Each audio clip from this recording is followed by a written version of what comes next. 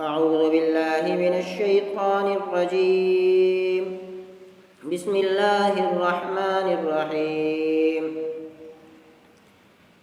لم يكن الذين كفروا من أهل الكتاب والمشركين منفكين حتى تأتيهم البينة.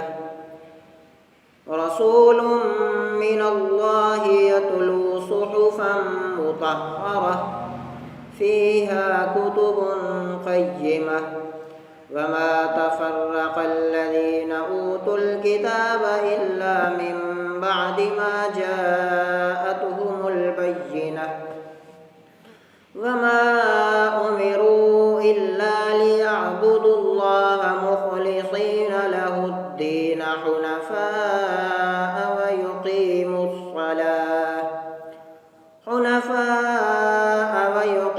الصلاة ويؤتوا الزكاة وذلك دين القيمة.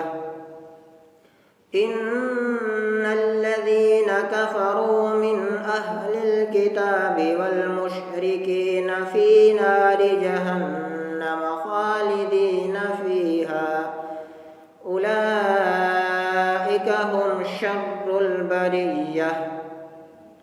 إن الذين آمنوا وعملوا الصالحات أولئك هم خير البرية جزاؤهم عند ربهم جنات عدن تجري من تحتها الأنهار خالدين فيها أبدا رضي الله عنهم ورضوا عنه ذلك لمن خشي ربه. صدق الله العظيم.